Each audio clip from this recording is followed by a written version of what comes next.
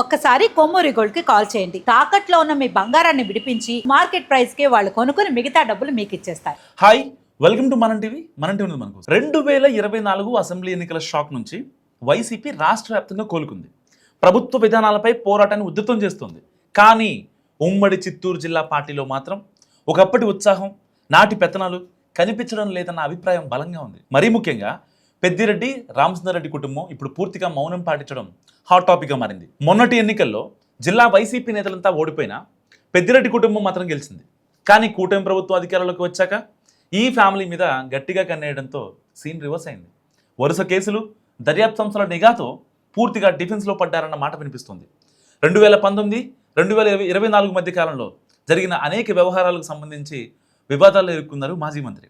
భూ ఆక్రమణలు, Madanapalle sub collectorate కార్యాలయం ఫైల్స్ రూమ్లో మంటలు రాష్ట్ర వ్యాప్తంగా సంచలనం క్రియేట్ చేశాయి. ముఖ్యమైన ఫైళ్లు తగలబట్టడం వెనుక కుట్రకోణం ఉందని పోలీసులు నిర్ధారించడంతో అన్ని వేళ్లు పెద్దిరెడ్డి, ఆయన కుటుంబ సభ్యులు, ముఖ్య అనుచరులపైన చూపించాయి. దీంతో కేసు నమోదు తర్వాత మాజీ మంత్రి, ముఖ్య అనుచరుడు మాధవరెడ్డి, వ్యక్తిగత కార్యదర్శి తుకారాం సహా చాలామంది అరెస్ట్ అయ్యారు. ఈ కేసు బుక్ అయ్యి ఏడాదిన్నర దాటినా ఏమీ జరగలేదని స్థానిక కూటమి క్యాడర్ నిట్టూరుస్తున్న ప్రభుత్వ పరంగా చాప కింద నీరులా జరగాల్సింది జరిగిపోతుంది.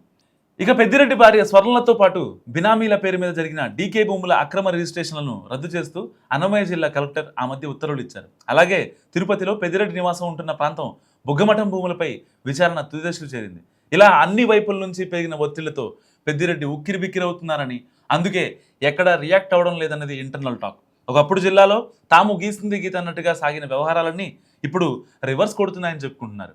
దీనికి తోడు అక్రమ ఇసుక, మైనింగ్ కేసులు కూడా పెద్దిరెడ్డి కుటుంబాన్ని గట్టిగా వెంటాడుతున్నాయి. తాజాగా ఇసుక వ్యవహారాలపై ఈడీ రైడ్స్ జరగడం చిత్తూరు జిల్లా రాజకీయాల్లో కాకరైపోయింది. ఇక పొంగనూరు నియోజకవర్గ పరిధిలోని పులిచెర్ల మండలంలోని అటవీ భూములను ఆక్రమించి ఫామ్ హౌస్ నిర్మించారంటూ అటవీ అధికారులు యాక్షన్ తీసుకున్నారు.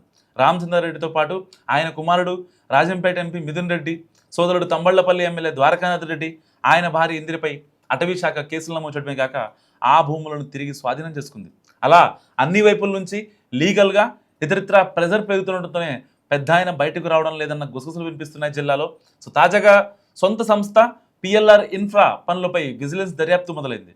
సో ఏపీ ఆర్ఆర్పి కింద దాదాపుగా 490 కోట్ల రూపాయల రహదారి పనులకు సంబంధించి దర్యాప్తు మొదలుపెట్టిన అధికారులు అసలు పనులు చేయకుండానే బిల్లులు తీసుకున్నారన్న ఆరోపణల మీద ఫోకస్ చేశారు. ఇందులో భాగంగా పూర్తయిన 350 పనులపై క్షేత్రస్థాయి పరిశీలన జరుగుతుంది. మరోవైపు లిక్కర్ కేసులో స్పెషల్ ఇన్వెస్టిగేషన్ టీం అధికారులు పెద్దిరెడ్డి, మిథున్ రెడ్డిని అరెస్ట్ చేయడంతో 70 రోజులకు పైగా రాజమండ్రి జైల్లో ఉన్నారు. సో బెయిల్పై బయటకు వచ్చాక మళ్ళీ పాత రోజుల్లో యాక్టివ్గా లేకపోవడంపై క్యాడర్లో ఆందోళన వ్యక్తమవుతోంది. అదంతా ఒక ఎత్తు అయితే, ఎంత కేసులుంటే మాత్రం అంత పెద్ద నాయకులు భయపడతారా? వాళ్ళ మౌనానికి అదే కారణమా, లేక అంతకు మించిన రీజన్స్ వేరే కూడా ఉన్నాయన్న సందేహాలు సైతం ఒక వర్గంలో రేపుతున్నాయి.